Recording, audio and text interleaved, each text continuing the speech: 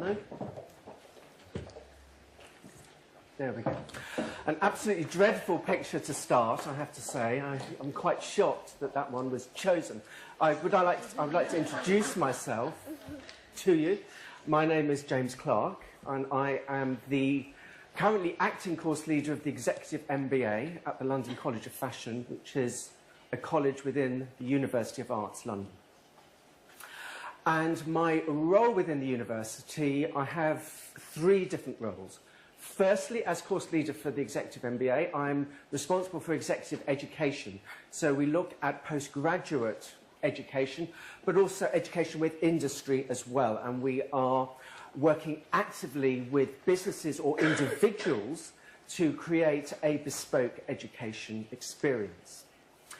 Secondly, in my role as subject leader of product management within the Fashion Business School, I have an overarching responsibility to make sure that we look at product management at the most holistic level, rather than looking at product development or distribution channels or supply chain management as individual parts of the fashion supply chain. We embed each of those parts, but we join them together to give a full, almost linear process that enables our students, but also our academics and our industry partners, to dip in and out of different aspects of the fashion supply chain whenever it is appropriate for them. And my third role is as a researcher, and I am currently ploughing my way through my PhD, my doctorate, and I'm looking at the changes in business models that are emerging as we move further into the 21st century, and as technology in particular starts to change the capability that we have to make business decisions. I've also written a book which is quite out of date now. It was published in 2015, 2 years ago, less than 2 years ago. And I look at it now and I already think to myself, this is out of date. Our industry is changing at a very, very fast rate. And there are times where I think it's quite good to take a step back and just think about what that means for us as either current industry professionals or as future professionals. And what I would like to talk to you about today is that ability to stop and think. Because cast your mind back. For those of us who can remember the 21st century, for those of us who, sorry, the 20th century, for those of us who can remember working in the 1980s where computers were a luxury, where we had one per department, and we had to book slots to use it. Can you imagine that? Can you imagine not having your phone or your laptop, but there was one that you had to book time to use? I will have it at 4 o'clock on a Friday afternoon. And if the person before me breaks it, which happened quite a lot, then I won't be able to carry on with my work. Fast forward to today, 11th of May 2017, and I am online now, and I could make a business decision if I wanted to.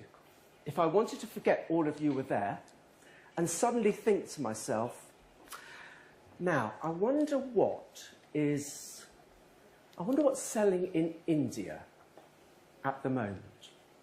I wonder what the bloggers in India are talking about. All I have to do is go into my computer and I can find it within seconds. It would probably take me a little bit longer because I'm not particularly good with computers, having been brought up in the late 20th century where computers were not innate. But once I've found the information, I can get it like that. And that actually means that we can make decisions here today in Bilbao based on a market in India or Brazil or Colombia or the UK or Sweden. And that actually transforms the capability that we have as designers, as business managers, as marketing managers. Wrong thing. Where's my thing? So let's have a think about technology. Not the sexiest subject in the world, but here we have a loom, and here we have the printing press. Both have been with us for, what, 400, 500, 600 years, but both of whom radically changed the way industry of the day operated. The loom facilitated mass production. The printing press facilitated the printing of text, which negated the need for beautiful calligraphy, negated the need for slow transcription of information into lots and lots of different texts. In effect, they sped up the market. They sped up the ability to translate an idea into something physical. And we are again in that situation today. If we think about technology, it is pervading everything that we do. If we think of somebody like Amazon, for example, Amazon, through their algorithms and their personalized relationship with us as consumers, are able to facilitate our purchase of a large number of products to be delivered to a location of our choice, not always at a price of our choice, of course, but very often they are able to discount, and they are also able to offer us alternative suggestions. Now, go into a shop, I see a beautiful black top, I don't know. In a shop, all I have is what I can see in front of me. Increasingly, sales assistants, store staff have iPads which can show you the extent of a fashion or of that business's offer, but they don't go beyond the walls of the business. Amazon enable that because they act as a gateway to lots and lots of different businesses. And therefore, you can pick and choose. My book, for example, is available on Amazon. You can choose to buy it from Amazon itself, or, of course, you could buy it from alternative suppliers that Amazon can link you to, or, of course, you could choose to buy a used copy, which is a bit worn, but is significantly cheaper. So your choice of purchase is much, much broader. And as a business, you are no longer in isolation to everybody else. All businesses are now, if you go down the Amazon route, are joined together. If we think of something like artificial intelligence, of which Amazon has a very strong component, artificial intelligence through technology not only provides you with information in a flat way, it also gives you a predictive tool. It allows you, by algorithm and mathematical tools, to make predictions of where people are going to go. And the seminal example of that, which is often quoted, is the work that Google did to predict the transmission of flu in the United States, in influenza, which they were able to track the search terms that people put into Google, and in doing that, they were able to predict where flu was about to happen. Not where it had happened, but where it will happen next. And if you think about artificial intelligence, if we can use that information to use search terms or whatever we choose to use about what our customers are doing, we can then predict where they are going to shop, but what they are going to shop, and we could also predict at what price, which changes the way that we design collections quite significantly, because in effect, we are waiting for the consumer to tell us what to make, rather than making it first and pushing it onto the consumer. It's a very subtle change in the way that the product supply has to work. And it's very interesting listening to a lot of academics, but a lot of businesses as well. There is a mindset change which is required, because in effect you have to wait now. You have to wait until prediction is strong enough to give you the answer before it actually happens. And that is something quite phenomenal. And then, of course, we have technology translating into the experience, experiential retailing, experiential relationships with businesses. How you can blend technology into the way that you can create a brand, how you can create an experience within business. So, there's an awful lot of academic research that looks at I want to come around here a little bit. I might fall off the stage, so apologies if I do. There's a lot of academic research which is talking about disruption. It's talking about disruptive innovation or disruptive technologies. And there is a lot of evidence to say that technological capability is now having a disruptive effect within the way business operates. Therefore, if business operates differently, a business can only operate or be operated by the people within it. Therefore, technology is disrupting our roles as professionals. Therefore, our roles have to change. Now, at the moment, it's still very, very ill-defined because this is still relatively new. But there are the first moves. In the UK, we are looking quite significantly at the redefinition of the fashion supply chain and saying, well, actually, the relationships between, say, mills, dye houses, manufacturing capability, processors, retailers are starting to change, and the responsibility and the scope of each within that chain is starting to move. It's starting to become very elastic.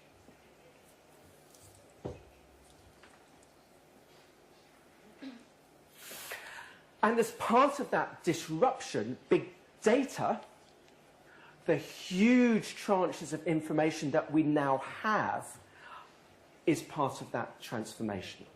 So let's have a think about that in sort of numerical terms. Let's go firstly to Edited. Edited is a proprietary software system, and I'm going to give you a demonstration of that. It's a private business, so it's distinct from the university, but it's a business that we work with quite closely. They have got, and they deal solely in fashion, 800 billion data points that they track. 800 billion different fashion combinations globally. Now, if we think of a collection, you might put a collection together that over the sum of a season is 100, 200, perhaps 300 pieces. 300 pieces within 800 billion. It's nothing. Absolutely nothing. Therefore, your ability to make a mark, and a successful mark, on the fashion industry is by default becoming harder, because we now can see the extent of fashion. And Edited don't have access to everything that's going on in the world. They have access to 90,000 brands globally. 90,000 brands with 800 billion data points. And that is only businesses that trade online or have an online presence. If you don't, they can't track. So then multiply that by the number of businesses that don't have an online presence. 800 billion is a small number. So there are, at any one time, hundreds of billions of different transactions or transaction potentials going on within the world. If you pull that down to a single brand, look at a UK brand, ASOS, 300 options, say, within a collection. If ASOS ranged all of your products, that would sit within a total offer of 80,000 products. 300 into 80,000. I'm not going to do the maths because I can't. I could if I wanted to, but I don't want to. As a percentage of the offer, nothing. Teeny weeny small. ASOS have 14 million customers on an annual basis. That's one brand. 14 million customers. Think of a shop in a local high street. The comparison is stark. And in the last month, ASOS have shown 17,000 new products within their website. That's a huge churn, massive churn of product coming through. Therefore, product management cannot be linear now because we have to respond to absolute micro planning. And in the science of small numbers, there's absolutely no point having big, long, critical paths and lead times that take a year to 18 months because the decisions that you're making are so small within the greater scale that actually, you could argue it's better to make no decisions at all. And actually, as Mark said, forget Pantone, forget all of the cool hunters and work very locally because you cannot you could argue, you cannot possibly compete or want to compete on a global scale. If you keep everything local and intimate, you're actually going to find a gap in the market for yourself. So what I'm going to do is I'm going to show you a case study which I've worked on with Edited to create for you today. And it's going to be looking at trainers. And we're going to have a look at the trainers market over a period of time. And in doing it, there's going to be a few numbers. It's not going to be very many images. There will be some, so it's going to be quite numerate. But some of the numbers that came out amazed me and amazed our people at Edited, and I hope will amaze you too. So, firstly, what is now generally accepted is that data, rather than whim and fancy and gut feel, is actually powering a lot of decisions. Question, is that right or is that wrong? Fashion as a volatile, impulse, unforecastable business, you could argue that excessive data actually kills the spirit of fashion. So the first question is, in my mind, or the first point to make, is listen to these numbers or look at the numbers, but bear in mind they are flat. They're not actually, they're not subjective, they are objective numbers. And there's a natural tension and a natural clash in the way that they work together. So, Edited, we have our lovely little spider there. And what Edited does is, as a business, it web crawls throughout the internet and it pulls data from any website that it can find that relates to the different search terms that its spider is looking for. And they are things, the slides come out quite small, but they are things like the name of the product, the price of the product, any previous prices, because obviously prices could be discounted or they could be marked up, any SKU information, so that's size information. It's looking for stock status. Is the product in stock? Is it out of stock? When did it come into stock? When did it go out of stock? It's looking at any care information around fabrication. It's looking at the product description. Is it a jacket? Is it an embellished jacket? Is it a black embellished jacket? Is it a black embellished jacket that is waterproof? So it's looking for the description codes that the product is attributed as. What images are associated with the product, the host brand. Is it a host brand, say a business brand name, or is it a sub-capsule brand within that? So if we're thinking about a UK-owned label range, is it House of Fraser as the host brand, and is it Bieber within that? It's looking at the currency. Are we talking euros, pounds, US dollars? Help me out here, I can't think of any other currencies off the top of my head. There must be one. Canadian dollar. The merchandise information, so this is quite procedural stuff. It's more about shape. It's more about, is it long sleeve, is it short sleeve, is it a box jacket, is it a pleated skirt, is it a box pleat? So it's looking at the specifics of the design. It's looking at colour, as I've said, but it's also looking at its unique product identifier as well, so it can sort the information.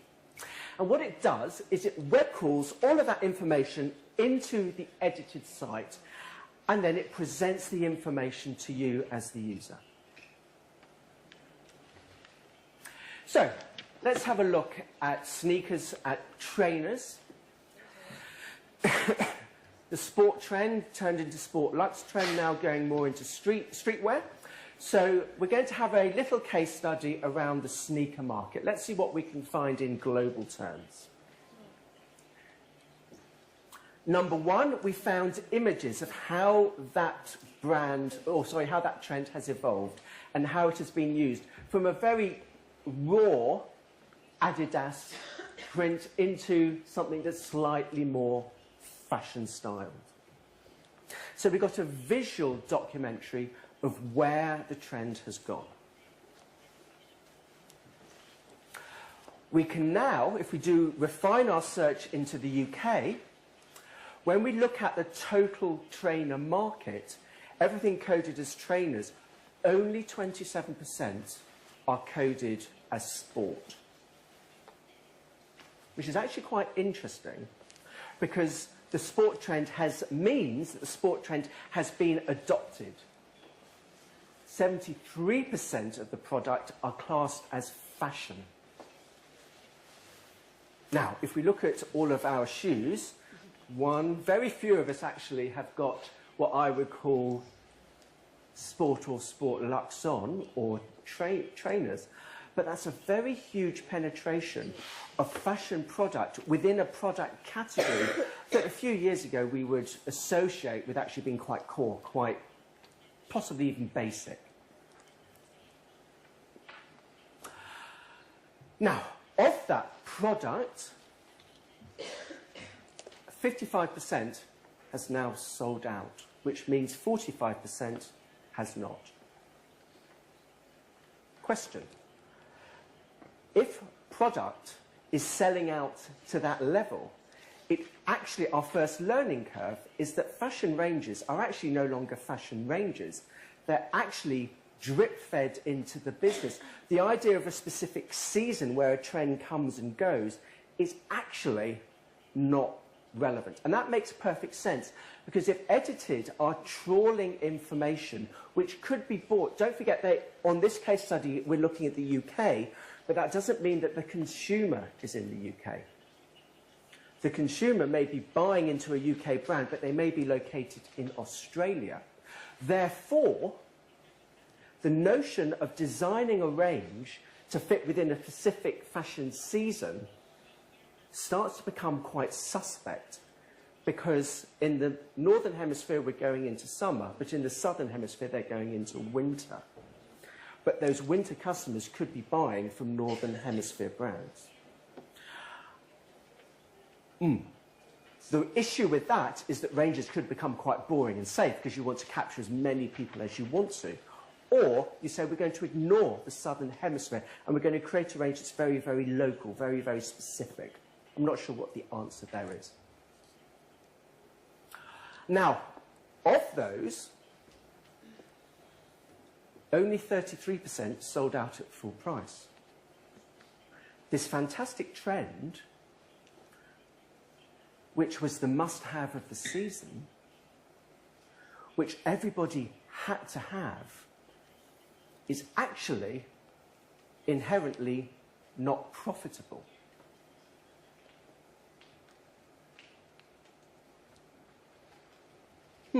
Interesting. And of the products that sold, only 6% that were discounted had a discount that was lower than 25%. A 25% discount is quite light. It's quite a light touch. Only 6% sold at that lower level. 16% have sold out at a higher discount level.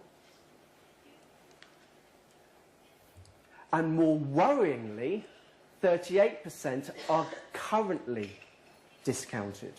So we have a trend that has driven a sell-through rate which you could argue looks low and has inherently been dependent on discounting and is continually dependent on discounting.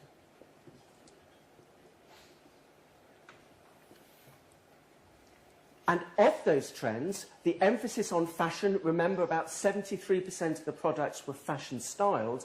Therefore, if fashion seasons come and go and die and you don't want to continue a trend, this now ties perfectly into this slide that says of all the sneakers or the trainers that Edited were looking at, only 16% attracted replenishment. So actually very small drops, little drops of product in throughout a season means that you're not building volume into a trend, which also means you potentially don't get economy of scale, which also therefore could be a hit on profitability. Obviously the differential is between cost and selling price, but you can start to make some assumptions which you can then drill down into further. Now, you can also start to then compare and contrast different markets. We have average selling prices converted into pounds. Here we see the UK is by far the most expensive market, with Italy, followed by Spain, followed by France, and with Germany being the cheapest. Any Germans here today? Anybody with German connections? Your market is very cheap. Anybody here from the UK, apart from me? Mark? Absolutely, and we are very exclusive, of course. But you can now start to see where brands sit within the marketplace, and you can start to see where your brand USP fits within the global world. You can also track how a trend has developed. Now, bear in mind those sell-through rates were very, very low. If you actually look at the phasing of products starting in a mid-autumn season, going into a new season, there's not a significant emphasis on a new season emerging. Yes, the season pattern develops, but it's not distinct. It's incredibly flat. Until a year later, all of the learning from here that there was an opportunity suddenly translates into a huge injection of stock, which is probably where the discounting is coming from, because everybody saw a trend, and what did everybody do? They all bought into the trend. Saturating the market with supply, what does that do to sell-through? It starts to drop. Saturating the market, what does that do to full price? It starts to drop. So you can actually start to correlate pieces of information together to actually start to use a prediction to say, actually, when a new trend emerges, don't go mad later on, because all the laggards are going to be doing that. What you want to do is keep yourself exposed in a very, very safe way to a particular trend, because you don't know when it's going to turn off and you don't know when it's going to turn on. The other big learning curve is that the majority of businesses are not actually using the concept of, say, see now, buy now, or fast fashion in a particularly efficient way. We all talk about fast fashion. We all talk about Zara and everybody wanting to copy the Zara model. But in terms of our actions within business, we're not doing it. You should expect something like that to happen, but instead we're getting a laggard type interpretation of trend. Now, you can also track on big data how product is being reacted to in terms of press. How are businesses promoting? And we can see here, if we go back to the previous slide, how flat that product growth was. Now if we go to the newsletter trend, you've got a completely different shape. Yes, it's still trending up, but that is a far more extreme peak. So people were pushing the trend, and the customer was very sluggish to actually engage. So we now can see differentials in consumer behaviour as well. We can see what the businesses are doing, and then we can see what businesses are doing, but then we can also see what the consumer is doing. And the consumer is lagging behind. So there's something around how we can phase stock in the way that product starts to develop. And here we have an interesting, if you go back to the previous slide, this big peak of intake in December 16, and then look at that. The businesses had already moved on in terms of what they were promoting. So our product managers created all these lovely new shoes just as our marketeers were moving away. Non-joined up thinking is identified with big data. We can also look at colour wheels. We can pull together the global colour footprint rather than our own individual footprint.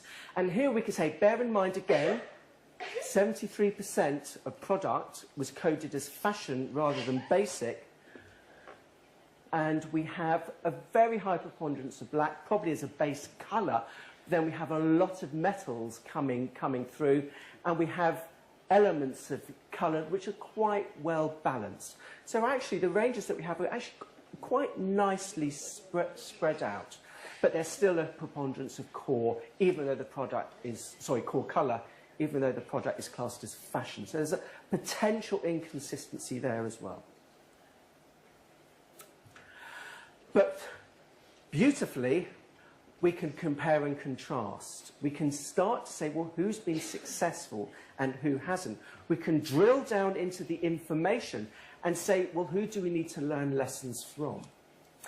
ASOS here have a sellout of 21%, heavily reliant on discount.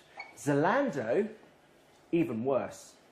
Now, Zalando being a relatively new brand, you could argue they're still in development phase and they need to buy consumers. So you'd need to use the Zalando information with some caution, because I think they're buying share. But somebody such as ASOS, who is already developed within the market, is in the middle. Look at that. 1.6% sellout, 49% markdown. Absolute disaster zone there. So you can start to see who's winning and who's losing, and you can start to look and drill down into their information to say, well, why? Look who's winning.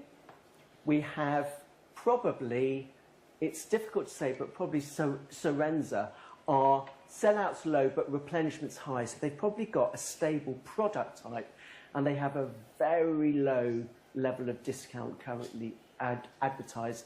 Similarly with Farfetch, low sell-through, but they're not really moving into the market yet. So you would avoid Lavajet. You would look at Zalando with caution. ASOS probably sits in the market, but it's looking like Zorenza is the winner here, or is doing something better than other people are. So you can start to quantify or qualify information as well. You can then look at price points as well. Where are the price points? The biggest price point is at the £50 to £75 mark. Quite a standard price architecture there, tailing off as you get into the more exclusive product types. But in terms of sellout, If you then do a price analysis on what has sold out, what is selling at full price, you start to get more information coming through. And then if you can compare and contrast, the majority of products are sitting within the £50 to £75 mark, but the majority of successful products are a price point higher. So you can actually now, in real time, because this is all in real time, every time an update is made to a website, every time somebody buys something, stock levels change, price architecture changes. At real time, we could do this search again, and we could see how the situation has changed. So it's actually starting to have an element of that predictive artificial intelligence within it as well. It's not just presenting flat information. We have to do the work at the moment. We have to create the comparisons, but in time, artificial intelligence will allow the creation of algorithms and the use of maths to start doing this for us. To say, if this is the flat information, this is where you need to go next.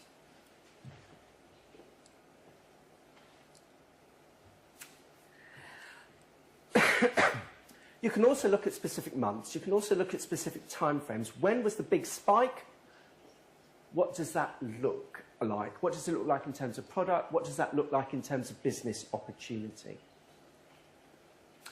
So what we can do then is say, well, actually, if there was a big spike, where did that spike occur? And we can sort businesses into different types, premium and mass market. And it's actually really interesting. If you think of premium brands and luxury brands as fashion leaders, of which the mass market follows, the mass market is behaving in a completely different way to premium. Yes, premium peaks first, it starts to come, and then as the trend gets developed, it develops, but the mass market is actually remarkably flat. It's quite interesting. Not enough businesses have the capability within their supply chain to react, to turn production or turn design to where the trend is leading them, which is actually a really quite interesting point. It goes back down to the comments about fast fashion. Everybody's talking about fast fashion, and we've got fast supply chains. Fast supply chains are great. But without the intelligence at the front of it to say, right, we need to change direction, then a fast supply chain is absolutely meaningless. There's too much emphasis on supply chain management, and there's not enough emphasis on data analysis to make that supply chain work. So we can then also, by the use of images, see how a trend has developed from metallics, into bows. Are those bows? I can't quite see from here. And into fur. So we can see how product has translated. A nice, very clear image pulled at different time zones to see how product has developed as the trend has developed as well.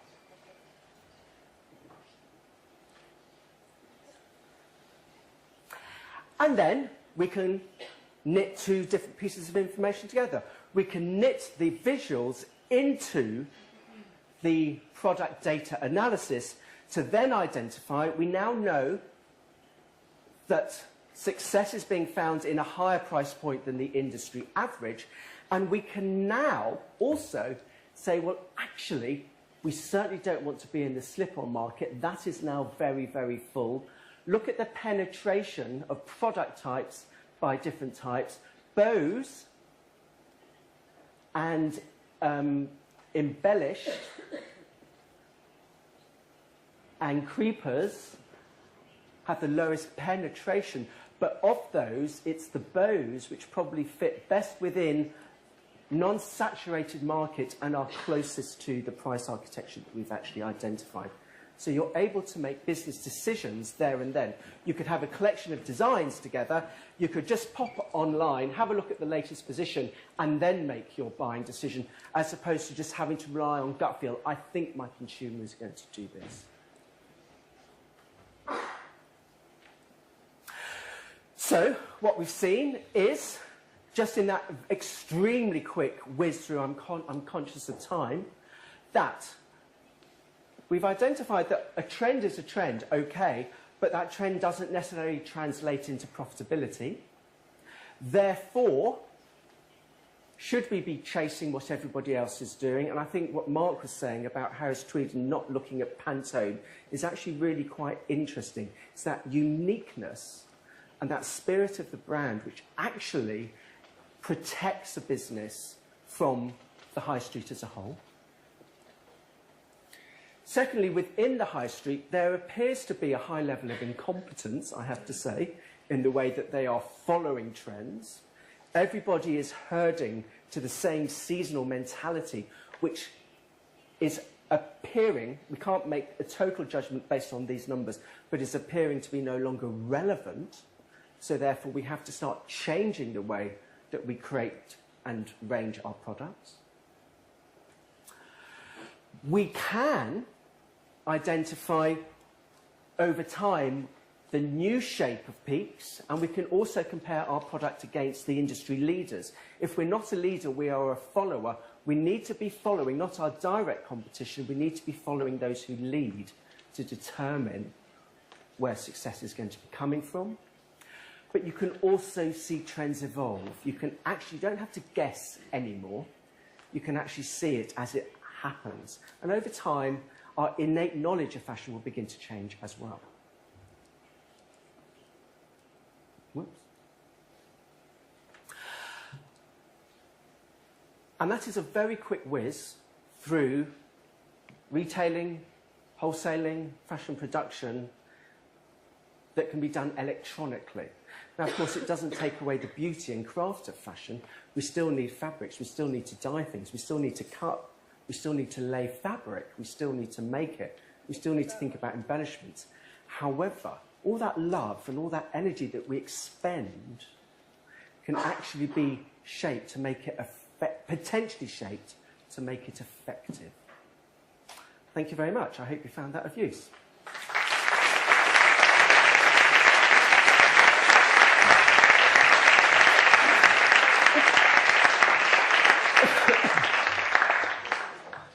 Thank you very, very much. 15 minutes breaks from now on, and then we will continue. 15 minutuko atsedenaldia egingo dugu eta gero jarraituko dugu. 15 minutos de descanso, por favor, mantengan las acreditaciones. Nos vemos en 15 minutos.